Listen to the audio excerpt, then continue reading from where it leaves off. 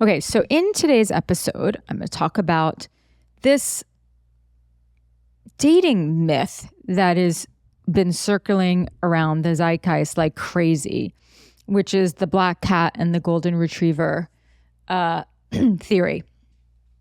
So let me just read a little bit about what this is in case you don't know, because this is important. It's based around the notion that women are never happy in their relationships and marriages if they end up chasing their man. Well, that is true. So in order for a romance to last, the man and the woman need to have very different characteristics. And this is obviously very heteronormative, but you can definitely apply this to gay relationships. Black cat and golden retriever theory explained the key to mastering this dynamic is that women should behave like black cats who are inherently mysterious, aloof, and sort of like a femme fatale. And that meanwhile, any man or the masculine pursuing a black cat needs to be loyal, energetic, and doing all the chasing. Basically, a golden retriever. Goes on to say it's the woman who needs to maintain the mystery, the independence. She serves herself first because the black cat comes and goes as she pleases. This pleases the golden retriever because he sits on the edge of his seat, still being intrigued by the black cat, always being interested and entertained because he feels like he never has a hold of her. And that if the man is with the black cat, he will never get bored with her. And he will always be sexually attracted to her. If you don't have the black cat and golden retriever energy, then the relationship is doomed. That the woman is going to be chasing the man, or you could talk about the feminine chasing the masculine, whatever.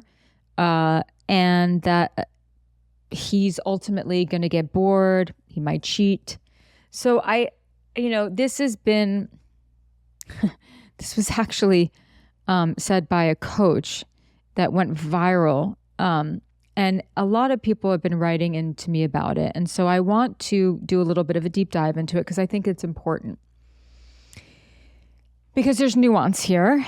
And I do think that it's incredibly misguided.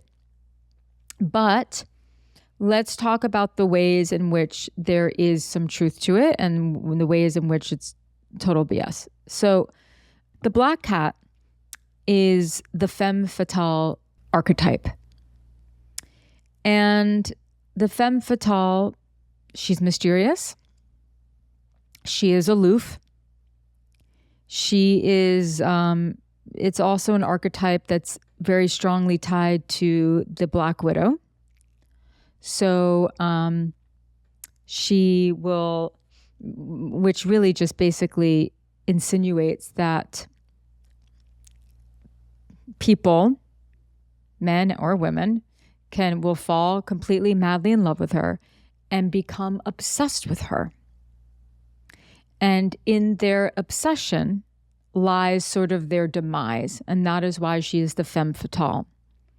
And the reason why women will feel very powerful as the femme fatale is because normally where they would feel very powerless in relationships, as the femme fatale, they feel very powerful because they're on the pedestal. The people falling for them are obsessed with them. And because there are others obsessed with them, this femme fatale, she feels invulnerable to hurt and to abandonment. Now, this archetype does exist, and we've seen it in movies, and we've seen it in literature. And I'm sure many of you who are listening to this have even embodied that archetype at various points in your life. And maybe it was very fun. I totally relate to it being fun and feeling powerful. But we have to go a little bit deeper into the nuance of this, which is that there's no doubt that anyone who identifies being feminine, who is in or embodies the femme fatale archetype, she is a masterful seductress. Because yes, there are many people who are seduced to the mystery, who are seduced by the mystery. They're seduced by, oh, this person is, unattainable. And usually the femme fatale archetype is also very attractive, very sexual, very sleek, sort of like the cat, and will give you just enough attention, but not too much. Hence creating the golden retrievers around her, which are basically just honestly, a bunch of fumbling idiots. Let's just call it what it is. It's like no one wants to be the golden retriever, and no one actually wants to date the golden retriever unless they are highly insecure. And so that's really the truth of it, because what happens when the black cat is able to get the golden retriever, when the femme fatale is able to get the person who is totally obsessed with her, she will eventually get so bored and feel so unfulfilled in a relationship with this person that the relationship will not survive. And also the golden retriever, the person who gets obsessed, will eventually see through the facade of the femme fatale if they are together long enough. And I'll just refer to him as a him, because typically in these viral videos, it's referred to as someone in their masculine. Typically what will happen is that he will then see through the facade and no longer be interested, because the femme fatale will become the fallen hero. He'll see the woman instead of his projection of the woman. And he will abandon the woman because he is no longer being seduced by the femme fatale. There are plenty of people who, let's say, and they date women, they meet someone, they think she's a total princess, she's a queen, she's a goddess, which really is just, in many times, a projection of your own ideal. And then you discover that actually underneath the goddess and underneath the princess is actually a woman, a person, a human being with lots of nuance and flaws and vulnerabilities. And a lot of people who are deeply insecure and who have not matured yet relationally will abandon the woman and look for another goddess or princess. And women are doing that all the time. They will want to get the golden retriever.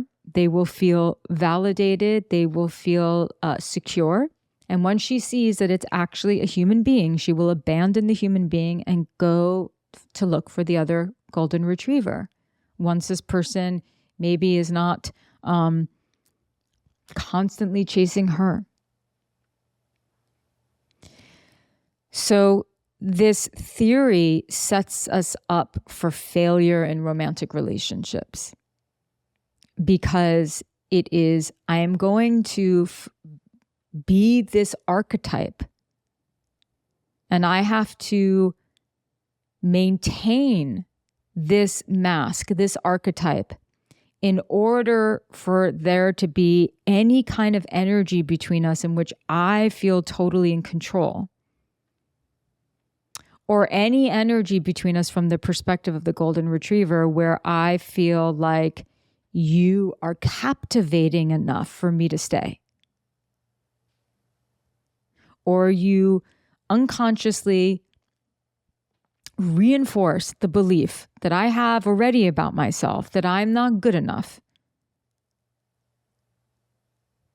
And so if you become available to me, there's no chase in that, and then you're validating that actually I am good enough, or you're validating the fact that yes, I actually do have to show up in this relationship and meet you 100% of the way, and you have to meet me 100% of the way. And I don't get to do this cat and mouse chase, basically. So it's all about skirting around intimacy.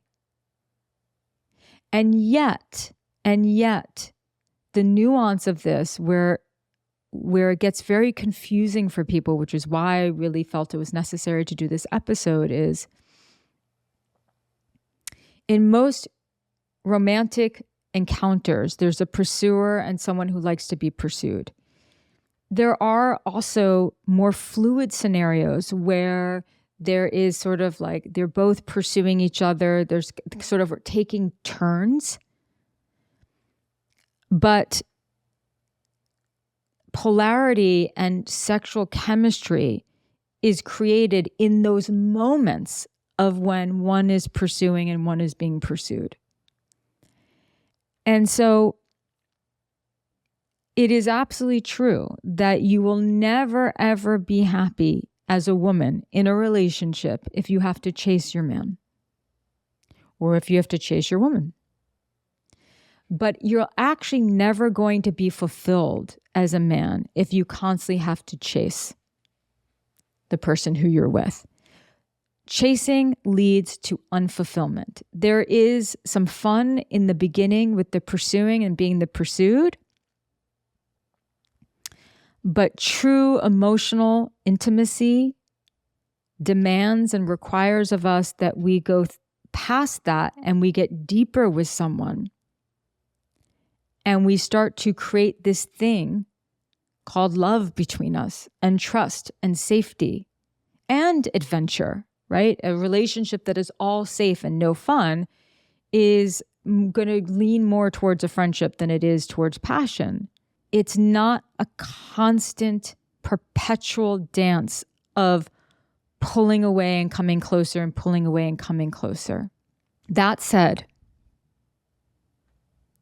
I do believe that we can be very close with someone and transparent with someone and have deep levels of emotional intimacy and still maintain a sense of independence. And now I'm really speaking to all the ladies here who have been inundated with this belief and this message that you should be the black cat.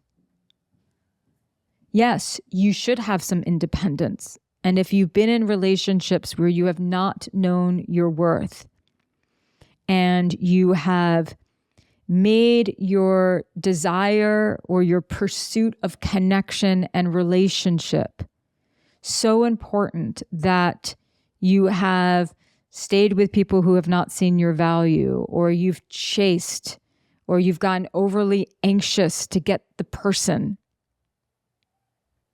then it's absolutely essential that you do maintain some sort of independence and that you do have a life that isn't just about the other person. Now, this is very, very, very particular. This goes throughout the entire relationship, but I want to zero in on from the first date to like the first 3 to 6 months, which really is the getting to know each other. I think the first year really is, but that first delicate dance, what a lot of women who are resonating or who are really clinging to this idea of the black cat, they've had a lot of situations where they meet someone, they think this person is great, and then all of a sudden their entire focus becomes this person. This person becomes the central character in their story before they've even earned the role. And women feel so disempowered in that. And part of that is because we are women and we place such a high value on connection. But then there's other things going on. The need to get married, the need to have children. These all put us, all these desires and needs and wants, plus the social programming that says that we have to look a certain way, we have to be a certain way, we have, all these, coaches out there about how to get the guy and how to do this and how to do that. And it's all these strategies. When the truth is that the greatest strategy is being yourself and loving yourself enough to not put a stranger on a pedestal and make them the central character of your life. Now, in a relationship, when two people choose each other, because a relationship in which both people are choosing each other is a relationship that has a chance. This idea that, they need to love you more than you love them, all of that all comes from a deep place of feeling disempowered and so incredibly uncertain and insecure. And that deep fear of not being enough. When I promise you the best relationships are made up of two people who choose each other. To maintain, however, passion in a relationship, there has to be vulnerability. You do have to have your own life. You have to be able to have other things in your life that light you up, that has nothing to do with your partner, and then bring that light home to your partner. But we always have to be mindful of the fact that our partner could leave at any time if we don't treat them well. And so you never want to be that person who's going to just stay in a relationship when they're not treated well. To really become the black cat in the healthiest form is really to have standards, to never chase love. But that's not the same thing as never being vulnerable, as needing people to be obsessed with you, as always being aloof. You're never going to get the love that you truly want deep down in your bones. If you have to be obsessed with someone, if someone has to be slipping through your fingers at any moment in order for you to be interested in them. This is all a manifestation of a fear of intimacy, a fear of getting too close, a fear of abandonment, all at play. When we put that energy out there where we would disregard our own needs, silence our voices, put the other person on the pedestal, which only means that we are below them rather on equal and even ground with them. That does not attract anyone. That is a turnoff.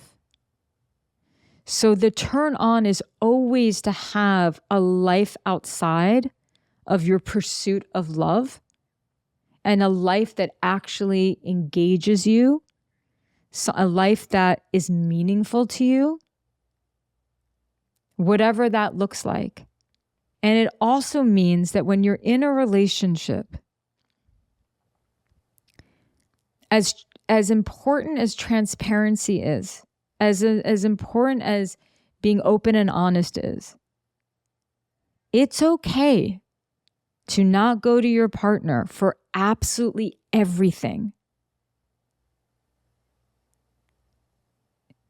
And we do maintain a little bit of mystery when we are not constantly unloading everything that's on our brain to our partner. We may go to a friend for certain things or a family member. This is a very, very fine line. It's not about not relying on your partner for very important things. It's not about leaning on your partner. It's not about, I think friendship is an extremely important part of a relationship and adds to the longevity and the health of a relationship. But not every issue that you're having you need to discuss with your partner. You can make it so that there is a little bit of mystery, just a little bit. What is going to maintain passion and longevity in a relationship is to consistently put energy into the hobbies and things and people that light us up, to have some meaning in life, and to bring more of that aliveness and playfulness to the relationship. If you feel like you have to be aloof in order to get love, something is wrong. If you feel that you can only be attracted to someone if they are rejecting you in some way, something is wrong. There is a fear of closeness somewhere. There is insecurity there. You can be in a relationship and sometimes bring a little bit of that femme fatale energy, a little bit of that black cat energy to the relationship. But it should never be with the intent to transform your partner into the golden retriever, because you're not going to want that. You do not want to be in a relationship. You don't even want to be in a dating scenario with a golden retriever. In the beginning, it's going to really serve your ego. It's going to feel great. You're going to be like, wow, I pull away, I act aloof. I know my power, I know my worth. And here I create this totally obsessed person, and now I got him, or now I got her wrapped around my finger.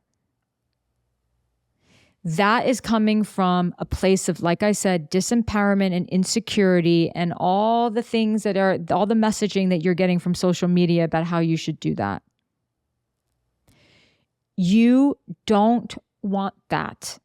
In a relationship, what you want is someone with an autonomous mind, someone who can think for themselves, someone who can bring their personality to the table, someone who can bring their point of view to the table.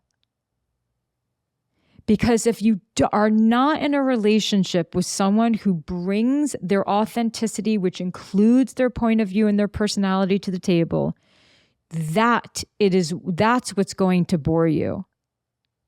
Yes, we are all going to be turned off by someone who does not bring their authenticity to the table and therefore is constantly trying to be someone who you think they want you to be so that they don't ever leave you.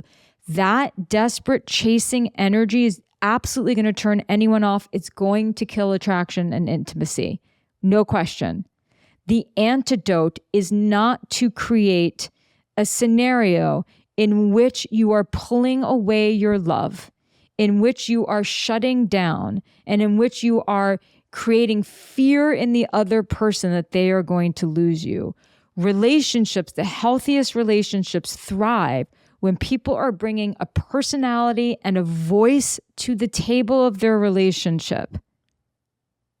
And that is extremely important. When I am dealing with a person. I am in relationship with a person.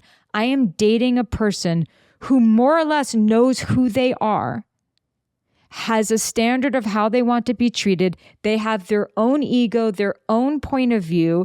And in those ways, they're going to challenge me in the best way possible. Because we need that. That creates the friction that creates attraction.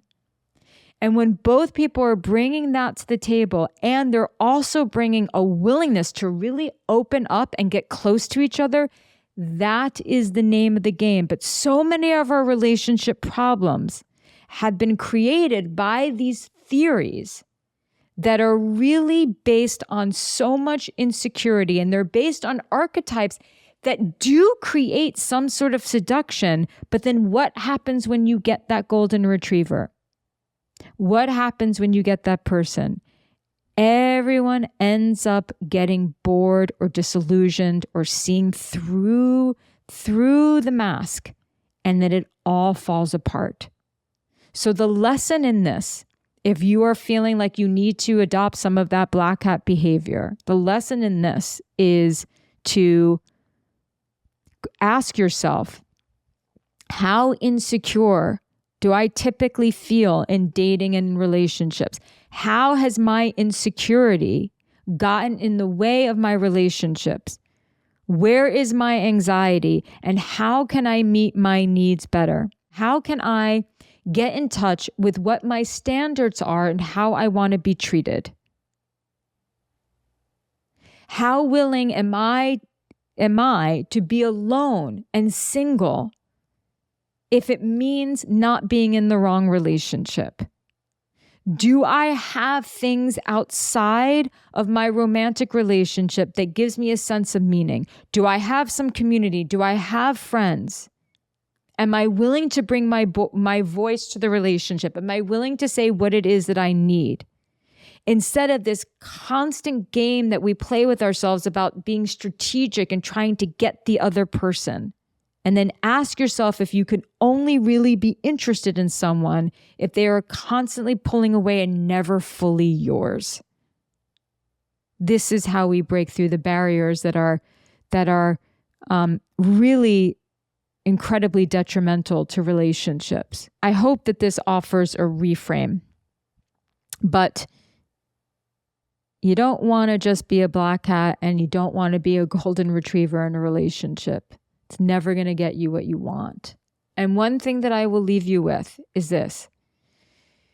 If you go on a date or you're starting to see someone who is very secure in who they are and is very clear about what it is that they want, and you start to pretend like to be the black cat and be aloof and all of that, that person is not going to be interested in you. So the black cat is only going to attract the insecure golden retriever, and the insecure golden retriever is only going to attract the insecure black cat. So have fun on your dates. You can play with flirting. Don't give everything away right away. Leave a little mystery for sure. Don't make someone so important, a stranger who you barely know, so important because it's been so long since you've had a connection. And that's how you will create healthy chemistry. Okay, so now I'm going to read a question from a listener from my subscriber episodes called Jillian On Love Plus. And I answer subscriber questions on Jillian On Love Plus. And I wanted to give you an example of how deep I can go into some of these questions. And I think this is a perfect one for today's episode. So here I go. Dear Jillian, I have been in a situationship/affair with a man who is essentially married. They are not married, but have been engaged for 5+ years and live together and have a child. He goes back and forth telling me that they talk more about breaking up than getting married. I listen to you often and everything you say hits really hard, spot on. This man has triggered me like no other romantic relationship. He is inconsistent in communication. He is unable to make plans, so I never really know when I'm going to see him. But we do see each other about once every week. It is something that I know deeply is not good for me, and I keep choosing to be in it with him. Okay, I appreciate the honesty. It has been 6 months of this dance with him. The chemistry is off the charts, what I figured, and I feel like I have an addiction to him. I can't stop thinking about him when I'm not with him, and I always want more time with him than I get. We don't date. It is basically strictly sex, other than phone calls and text messages, and even most of those are sexual in nature. I know realistically I still barely know him, and I'm likely putting him on a pedestal. One of the challenges is that he lives in close proximity to me, so when I've tried to cut it off in the past, I run into him and then I'm sucked back in. I know I have to go cold turkey, block him completely, and try to fully avoid him in the neighborhood. However, since this last piece feels like a constant threat to my ability to say no to him, I am trying to understand why I'm even attracted to him in the first place. What about my childhood trauma and attachment makes me attracted to and addicted to this type of person? You speak a lot about character, and by your definitions, he is pretty low character. I would say you are right. I consider myself someone of high value and worth. I have a great career and community. I know rationally and intellectually that I am worth more than he's giving me, deserve better than he's treating me, and want to desperately choose me over him. Do you have any advice on some first steps to understand why I keep choosing him over me and how to disengage and change my behavior? I love this question. This person obviously consumes my content a lot. And one of the reasons why I love this question is because this is actually more common than we might think, is someone getting into this kind of scenario that doesn't fit the quote unquote profile of who we think would get into this scenario, like someone with low self-worth.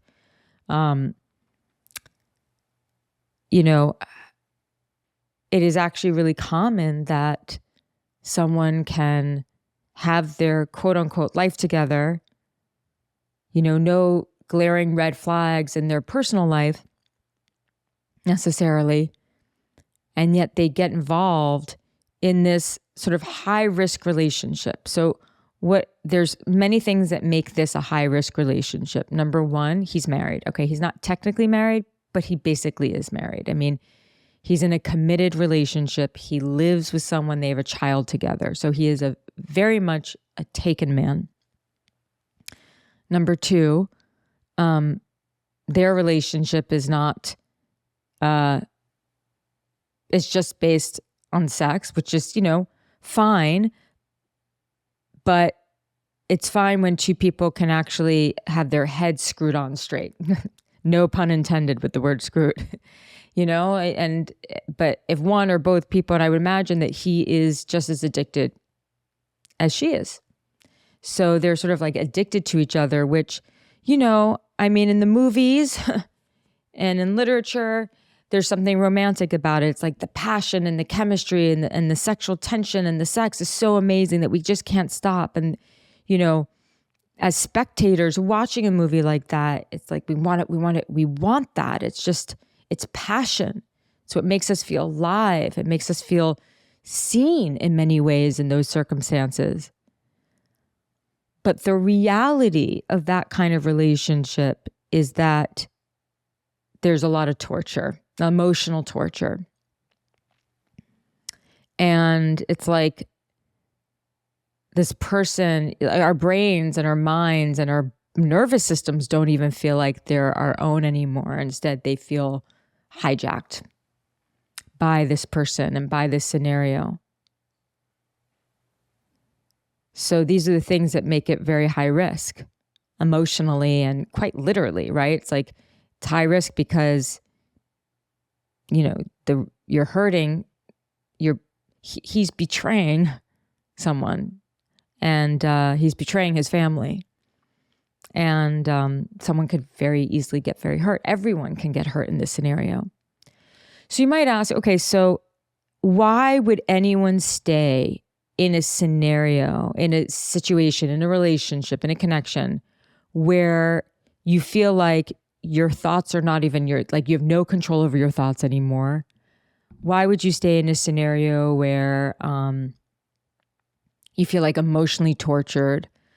Why would you stay in a scenario where you are sort of battling against your identity? You consider yourself high worth, high value, and yet I'm doing this thing that goes against my values. Now, one thing that she didn't actually mention is there was no concern about breaking up a relationship.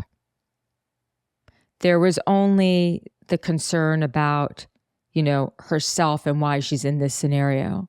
When we get really consumed in these kind of relationships, we can get very self-focused. And you talked about being high value and high worth, and that goes against your identity. Like, then why would I be in something like this where it's inconsistent and all these things? But you're not actually thinking about the fact that,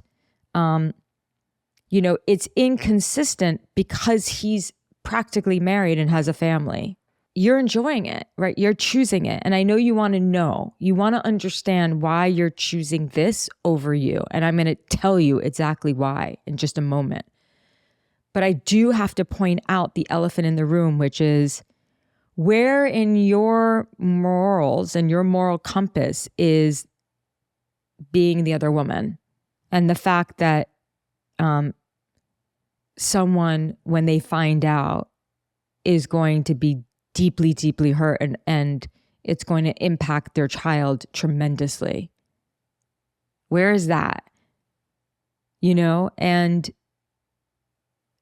I point that out because when we get into these kind of scenarios, I keep calling it a scenario. It's not really a scenario. These relationships, situationships, but it's relationship of its own sort, right? When we get in that, because it becomes so obsessive, we betray who we actually are. We're doing something that we normally wouldn't want to do. It goes against our moral compass, but it's like we don't even care. So why would one violate their own values? Why would one violate their own moral compass? Why would one not choose themselves? It's because you're getting needs met. And we will violate our own boundaries and our own value system and our own moral compass to get needs met. So let's talk about the needs that you're getting met, that are being fulfilled by you engaging in this. Okay, so I said it's high risk, so it's dangerous. What happens when we engage in high risk, dangerous activities where it's not a threat to our physical danger in any way? We get a thrill. Everything about it is uncertain. You don't know when he's going to call. You don't know when he's going to text. You don't know when the next time you're going to see him is. And then when you have sex, that it's in secret, right? It's like you're doing this thing. It's almost forbidden. It's taboo. That's very thrilling. And it's particularly thrilling for the person who really values novelty, adventure, and risk, and yet they're not living their lives knowing how to fulfill that need in a way that empowers them rather than betrays them. So I would bet that either you're a little bored, you value highly some adventure and novelty and uncertainty in your life, and maybe your life is very certain and predictable and routine, and you don't know how to meet that need. This could all have been living in your unconscious until this moment. So why are you doing this? Because you're choosing the risk. You are enjoying the danger. Even when your mind feels hijacked, even when your nervous system goes up and down, you're enjoying the danger. Another layer of this is maybe you've never had good sex before. Or maybe you've had good sex, but not great sex. And by having sex with this person, which you say is off the charts, maybe you're experiencing a side to yourself that you've never experienced before. Maybe you're experiencing a connection to yourself that you've never experienced before, to be sort of like awakened sexually, so to speak. So these are the reasons, right? So you're getting your needs met for novelty, you're getting your needs met for adventure, for risk. So you admit that you're choosing this. And I really honor you for admitting that. If we're going to violate our own values, if we are going to violate our sense of identity, who we are in the world, high value, high worth, whatever it is, your moral compass, whatever it is, we're going to do it because it's meeting some very deep, deep needs of ours. It's certainly not safe, right? Everything that's alluring about it is because it's unsafe. You're obviously getting some connection from it. But I would say that the second need that you're really getting from it is some level of significance. Even though, he's giving you crumbs or he's inconsistent. He's inconsistent because he's in a relationship, right? So you're telling yourself this story about why am I doing this? He's inconsistent because you are choosing something because it's so inconsistent. And it's because you're meeting this deep need. And because I think that there's a part of you that feels like your ego is definitely involved in this, for sure. We all have a need to feel significant. We all have a need to feel special and important. And I think that on some deep level that he's addicted to you too, that he can't let go of you either. And that feels good. So your ego is hugely involved in this, and risk. So how do we stop it? You need a reason that's compelling enough to stop.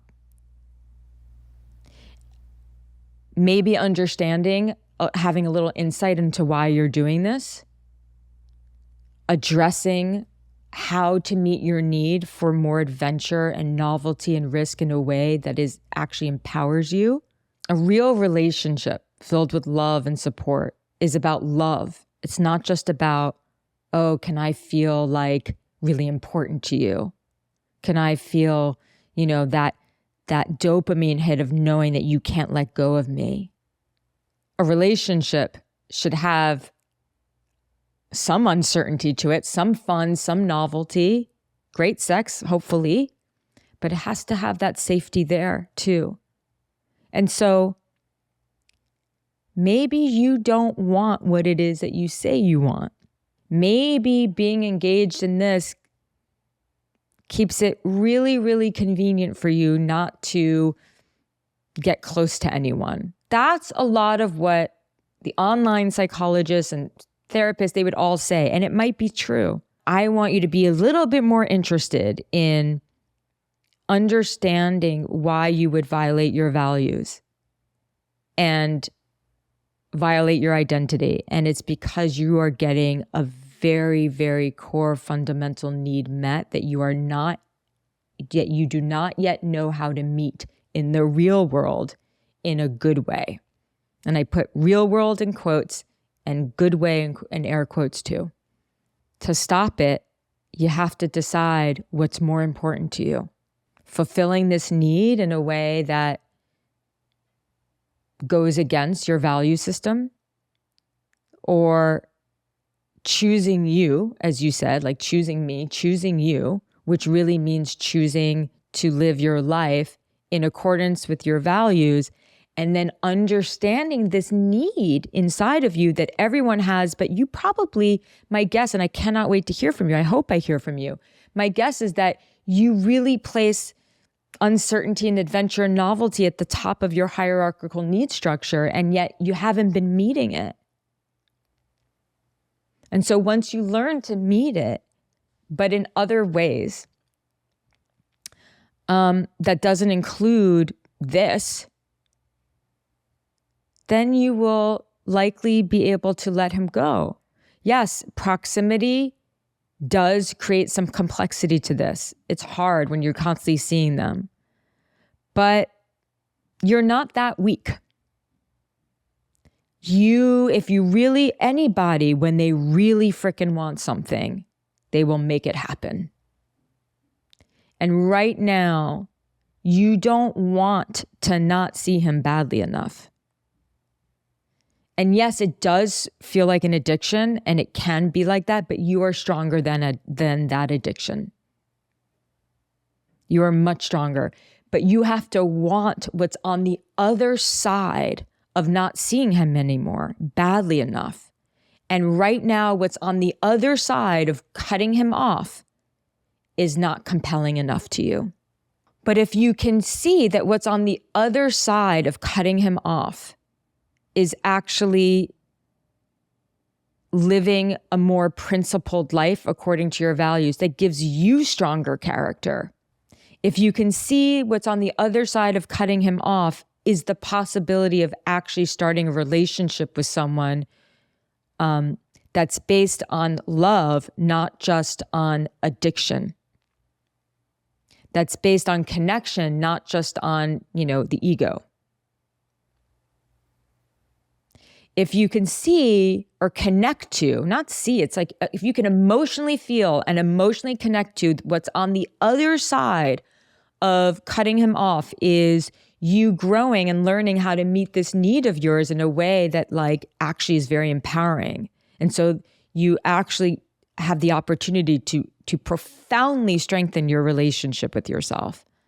So just as you admitted that you've chosen this, you can choose another way, but your conscience is going to have to catch up with you, and you're going to have to want what's on the other side of that. And you can acknowledge to yourself, this is hard. These are the fears that I have about letting this go. Maybe I'm afraid that my life is just going to go back to being really boring. Maybe I'm actually lonely. Maybe I'm never going to have sex like this again. You can write down all those fears. Because right now, your fear is bigger than anything else. And you can process those fears, but you can decide that one thing is more important, that what's on the other side is more important. And that's how you do it. You don't actually have to, you could. This is not to encourage people not to do this, but in my view, based on this question alone, you don't have to spend hours digging into your childhood about this. Look, he could remind you of your dad in some way, or you could have a great relationship with your dad, and maybe your dad is an amazing guy. And maybe you like to be with bad guys because anyone who's a good guy reminds your subconscious too much of your father, and then that feels icky. We could do a deep Freudian dive into that, and all of it would be valid. But remember this, to everyone who is listening. If you're trying to understand your behavior that makes no sense to you based on your value system and based on your identity, meaning like I'm high value, high worth, or I'm this or I'm that, it's because you are getting core need. And what I mean by a core need, it's a need that everyone has, but you value at a very high level that's not being fulfilled anywhere else. And that you tell yourself the story that you are too weak to change. And it's never true. It comes with a decision, but you need to know your why. You need to have a compelling enough reason. And so I hope this helps. Please, if there's anyone you know who could benefit from any part of this episode, even if it was one thing that I said, by clicking share, you never know whose life you could be changing.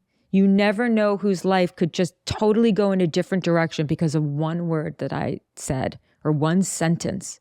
So please do not hesitate to share. Plus, it really helps keep this podcast alive. I want to hear from you. hello@JillianOnLove.com. My book, available. It begins with you, available for pre-order. If you pre-order it, and only if you pre-order it, you can get free workbook called Choose Yourself, which is very, very appropriate because sometimes you're not choosing yourself because you're stuck in this internal conflict like this writer who wrote in is. And you also get to be a part of my free event January 19th with the one and only Matthew Hussey that will also be recorded. You only get these gifts if you pre-order. The links are in the show notes. And by the way, it does me a huge favor when you pre-order. So I'm asking that you do that and that you get your free gifts. And I'm so grateful for you. Until next time.